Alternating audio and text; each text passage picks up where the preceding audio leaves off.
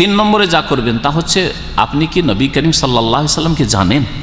এটা আপনি আপনাকে প্রশ্ন করেন, নিজেকে প্রশ্ন করেন, আপনি কি নবীকে জানেন? আজকাল অধিকাংশ মুসলিমকে যদি জিজ্ঞাসা করা হয়, মোহাম্মদ নামটা উচ্চারণ করতে পারে না, মোহাম্মেদ বলবে। হ্যাঁ, আহমদ নাম উচ্চারণ করতে পারে না। আমাদের দেশের মানুষরা কি বলে? হ্যাঁ, আহমেদ, আহমেদ বলে না, আহমেদ। হ্যাঁ, সব ইংরেজ। মোহাম্মেদ, আহমেদ এটুকু উচ্চারণ করার ঢং হয় না। আব্দুর রহমান উচ্চারণ করতে পারে না, আব্দুল রহমান। এই তো আমাদের অবস্থা, ধর্মীয় অবস্থা।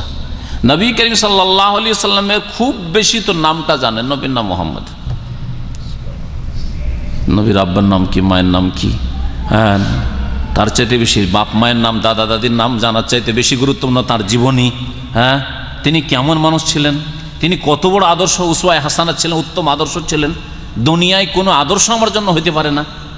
আজকে আমার ঘরে আপনার ঘরে ছেলে পয়দা হয় আর আদর্শ হয় গায়ক গায়িকা, নায়ক নায়িকা, লম্পট, চোর, বাটমার, ওগুলো হচ্ছে আমাদের ছেলে মেয়েদের আদর্শ। অমুক ফিল্মে দেখেছি এইভাবে প্রেম করতে, তাই মুসলিমের ছেলে প্রেম করে।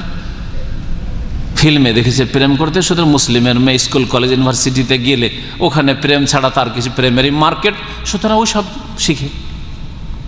আদর্শ মোহাম্মদ রসুল্লাহ সাল্লাল্লাহু আলাইহি সাল্লাম নয় তাদের কাছে। আদর্শ মোহাম্মদ রসুল্লাহ বিবিগণ খাদিজা, আয়েশা, সাফিয়া, মাইমুনা, তারা না। ফাতেমা, জাইনাব, তারা আদর্শ না। অনেকে পর্দা করে। কেমন পর্দা শুনেছেন? পর্দা সৌদি আরব আসলে সৌদি আরবের মতো, দেশে গেলে দেশের মতো। যেমন এয়ারপোর্টে যায় তখন বোরকাটাকে গুটিয়ে ব্যাগে ভরে নেয়। আরবরা করে, অনারবও করে, শুধু আপনাদের দোষ দেব না। এই যদি মুসলমান হয়, ওয়াইন তাতাওয়াল্লাউ ইয়াস্তাবদিল কওমান গায়রাকুম সুম্মা লা ইয়াকুনু আমসালাকুম, আল্লাহ সূরা মুহাম্মাদের শেষ আয়াতে বলেছে, তোমরা যদি ফিরে যাও এইরকমই, যেখানে যেমন সেখানে। ইউরোপ যাচ্ছি সুতরাং আর বোরখা না ব্যাগে, এখন সৌদি আরবে আছি এখানে বোরখা। হ্যাঁ, সৌদি আরবে থাকলে আমাদের এক মদিনার ছাত্র ছিল, তো রসিকতা করে বলতো সৌদি আরবে থাকলে ঢাকা আর বাংলাদেশে গেলে খুলনা। তো এইরকম মুসলমান হলে তো হবে না। ওখানে গেলে খুলে দিলেন আর এখানে ঢেকে নিলেন, তো এইরকম হলে তার হবে না। আপনি যেটাকে ইমান মনে করেছেন, আমল মনে করেছেন, ইবাদত মনে করেছেন, ইসলামিক ক্যারেক্টার আখলাক মনে করেছেন, সেটাকে পালন করতে হবে আল্লাহ পাকের নৈকট্য লাভের জন্য। আপনার বিবি হেজাব পরবে, পর্দা পরবে, বোরখা দেশাচার না, ইবাদতের জন্য। যার নামাজ পড়ছে আল্লাহর সন্তুষ্টির ইবাদতের জন্য, বোরখা পরবে আল্লাহর সন্তুষ্টির জন্য, ইবাদতের জন্য। এইরকম হইতে হবে। আর আপনার কাছে যে মাহরাম নয়, মাহরাম নয় সে, যার সাথে স্থায়ী বিবাহ হারাম নয়, যতই ঘনিষ্ঠ বন্ধু হোক না কেন, আমার একেবারে ক্লাস 1-এর বন্ধু হোক না কেন, ভাই তোর সাথে বন্ধু। হ্যাঁ, যখন আমি ছোট ছিলাম তোর মা বোনের কোলে চড়েছি, অসুবিধা নেই, কিন্তু এখন আমি বড় হয়েছি, তুইও বড় হয়েছিস, সুতরাং তোর বিবিকে আমি দেখবো না, আমার বিবিকে তোর দেখা চলবে না। ক্লিয়ার কথা বলার সাহস হয় না? এতটুকু সাহস হয় না তো ওই বড় স্বপ্ন কি করে দেখবেন যে ওই কাফেরকে ধরবো, হ্যাঁ এই করব সেই করব, সব করে লাভ আছে? এতটুকু সাহস, চক্ষু লজ্জা লাগে, কি করে বলবো, ছোট থেকে এইরকমই চলে আসছি একাকার হয়ে। ওর মা বোন সবার কাছে বসে একসাথে বসে খেয়েছি, তাদের চুলার কাছে বসে খেয়েছি, আর কি করে বলবো যে তোমার আমার ওয়াইফকে দেখতে দেবো না? এই হলো আজকাল মুসলিমদের অবস্থা, আমাদের সমাজের কথা বলছি। এইরকম হিজাব নাই।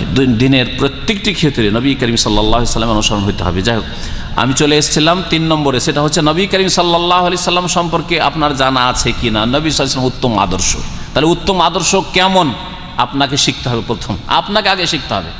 আপনি জানেন না আজকাল কিছু লোকের আছে, এখান থেকে একটা সিডি ক্যাসেট নেয় 2-4টা, অথবা বই নেই, বই নিয়ে সরাসরি দেশে পাঠায়। মানে ও নিজে জানবে না, সব দেশের লোককে জানাবে, নিজের বংশধরকে জানাবে, ওর হয়ে গেছে, শিখা হয়ে গেছে, ফারিগ হয়ে গেছে। না, এরকম হইলে হবে না।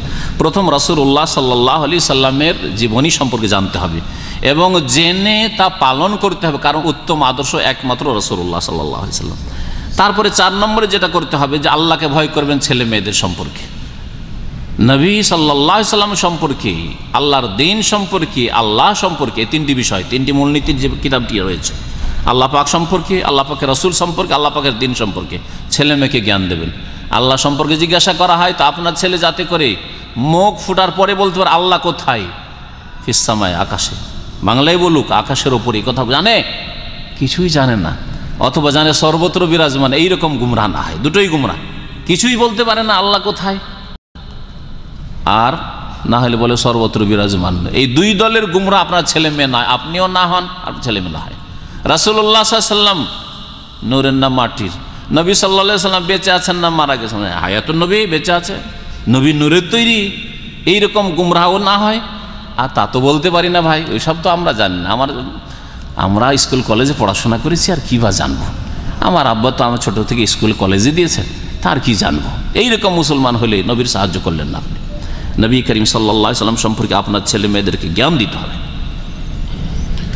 তাহলে ওই ছেলে মেয়ে কাজে আসবে, আপনার দুনিয়াতেও কাজে আসবে, আখিরাতেও কাজে আসবে।